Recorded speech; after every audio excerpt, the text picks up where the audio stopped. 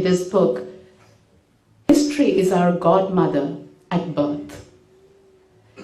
I would like to conclude by making a small reference to something that Prabhakaran said in his very first interview, which, as you mentioned, was to me in 1984, almost a quarter of a century ago.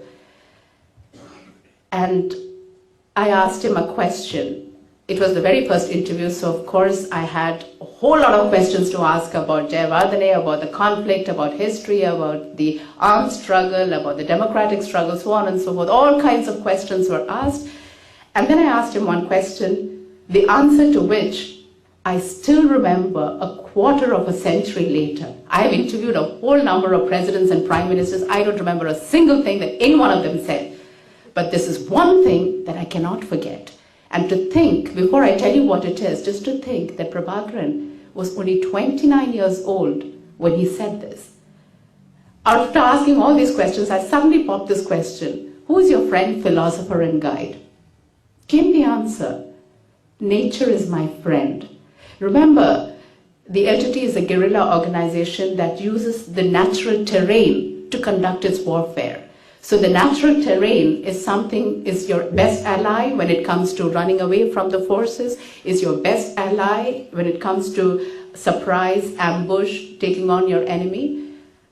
He said, nature is my friend. Life is my philosopher. And who is his guide? History is my guide. If I say that Prabhakaran is the person that I have met in my life who has the greatest sense of foresight, I would say it is because of his deep understanding of history.